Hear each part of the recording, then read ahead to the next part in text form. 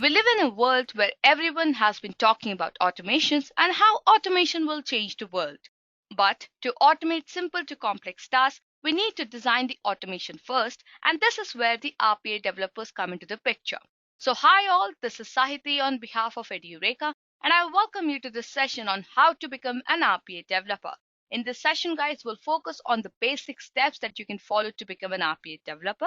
So if you're someone who is looking forward to change your domain or upskill your career to become an RPA developer, then this is the right platform that you've come on.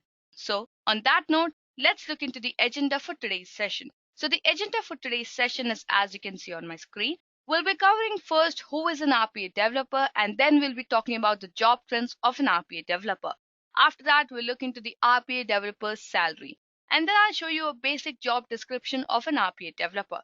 Once that is done, we'll look into the skills required to become an RPA developer, and then I'll show you the roadmap to become an RPA developer. So on that note, let's get started with the first topic for today's session, that is, who is an RPA developer?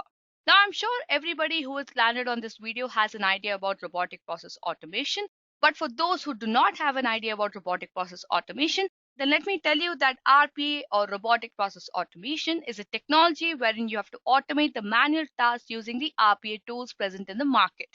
Now, this task could either be a simple task or a complex task. So all the business processes or simple to complex tasks which you automate using a simple process and an RPA tool is basically robotic process automation.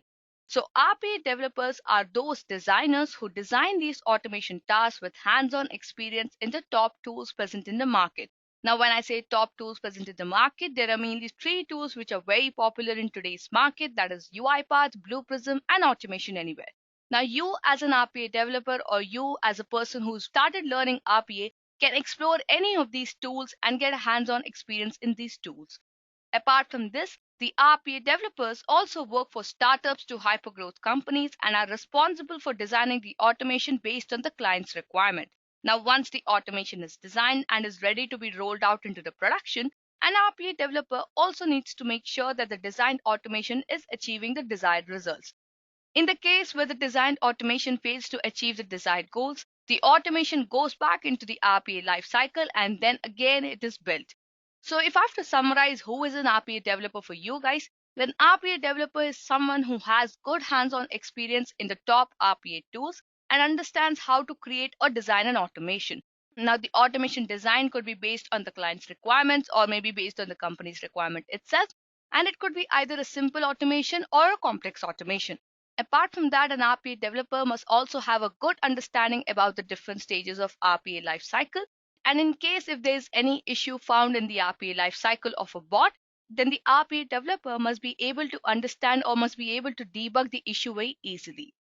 So that was about who is an RPA developer, guys. So if you're from a quality analyst background or a testing background or a software engineer or an application developer, then RPA developer is definitely a career role which you can go for, right? So on that note, let me just take you through the job trends of an RPA developer. So as you can see on my screen, guys, the number of jobs of RPA developers in United Kingdom is increasing on a large scale. So with that, we can definitely determine that, RPA developers' career opportunities will only shoot through the roof, where both startups and well-established companies such as IBM, Infosys, KPMG are offering lucrative salaries to RPA developers. Not only this, but according to Gartner, it is estimated that around a total of 2.4 billion US dollars is estimated to be spent in the field of RPA by 2022, and also 85% of large organizations will have deployed RPA in some or the other forms. So it's an obvious fact that all the industries are looking for professionals who can easily adapt the RPA technology as quickly as possible and automate the manual tasks. So on that note, we can understand that the RPA jobs are going to definitely increase, and then all the simple to complex tasks will be automated. And companies nowadays are looking for professionals who understand how to design an automation and speed up their processes. So now that the job vacancies are available for an RPA developer, let me take you to the salary trends of an RPA developer so that you can understand what will be your pay if you shift your career to an RPA developer. So let's start with the next topic for today's session, that is the RPA developer's salary. Now, before I talk about the salary of an RPA developer, let me tell you that the salary of an RPA developer can vary on various parameters, but I will discuss the salary based on few parameters only in this session. But yes, if you want a detailed understanding about the various of the parameters on how the salary differs for an RPA developer, then you can refer to my session on the RPA developer salary. But for this session, I'm just going to talk about a single parameter, that is the job profile. So based on the job profiles related to RPA developers, I'll tell you the basic or the medium salary expected. So according to Indeed.com, on an average, an RPA developer can expect a salary of 5,53,000 in India and $92,000 in USA. Apart from being an RPA developer, as I was mentioning, there are various also other positions. So let's look into the salary of various other job roles related to the field of robotic process automation or an RPA developer. So let's talk about India first. So according to Indeed.com, the following are the job roles as you can see on my screen and their expected salaries. So an RPA process analyst can expect around 5,48,000 per annum. An automation engineer or an automation developer can expect a salary of 5,90,000. A senior RPA developer can expect around 7,69,000 and an RPA solutions architect can expect around 10,11,000. Finally, an RPA lead can expect around 11,26,000. So that's a huge amount of money, guys. Similarly, if you look into the same roles in USA, then an RPA process analyst can expect around $72,000. An automation engineer or an automation developer can expect around $90,000. A senior RPA developer can expect around $98,000, and an RPA solutions architect can expect around 1 lakh US dollars, and an RPA lead can expect around $1,23,000. So again, guys, there's a huge amount of money for any career role. So I would say if you're looking forward to become an RPA developer, then this is the right time that you start your career in RPA. So now that I've spoken so much about, who is an RPA developer, the job vacancies, the salaries, let me just take you through a sample job description of an RPA developer so that you understand the skills which you must acquire before your interview. So on that note, let's start with the next topic for today's session, that is the job description. So when I started my research about the skill set of an RPA developer, I went through a couple of job descriptions on platforms like Glassdoor and Indeed to check what exactly the top tier companies look for in an RPA developer. So this is the sample description that I've come up with for an RPA developer, which comprises of almost all the skills that are required by all the top tier companies, right? So if you observe in the sample job description, it clearly says that you need top-notch skills in .NET, C#, and web scripting. You need hands-on experience in the top tools. You need solid understanding of good documentational skills. You must have the ability to conceptualize a business process from a workflow diagram to an automated solution. You must have aggressive problem diagnosis and creative problem-solving skills. You should have basic knowledge of SQL databases. Apart from that, you should also have strong code review skills and must have exposure to test-driven developments. You should be proficient in troubleshooting and handling security measures and system analysis. You should also have excellent communication and analytic skills with the ability to present technical details to the clients in technical and non-technical backgrounds. And you should also have a good exposure to design and define enterprise-level application architecture and evaluate the designed automation. So with this job description, I hope you've got a basic understanding about what exactly companies expect from an RPA developer and what skills you require to become an RPA developer. To make it easier for you, I've again listed down the skills required for an RPA developer. So let's move forward with the next topic for today's session, that is the skills required for an RPA developer. So as you might have seen in the job description, an RPA developer must be able to understand the client's requirements and design the automations based on those requirements and the IT standards. So some of the most common skills required for an RPA developer are, as you can see on my screen. You need hands-on experience in the top RPA tools like UiPath, Blue Prism, and Automation Anywhere. When I say hands-on experience, you must work on these tools. You must understand how to design an automation, how to understand the client's requirements from a documentation, build it to a flowchart diagram, and finally design the automation. You should have strong problem and analytical skills because you have to understand a simple to a complex problem. And trust me, guys, when I say an RPA solution, it's just not an if-else loop. It can become very complex based on the client's requirements and how you design the automation.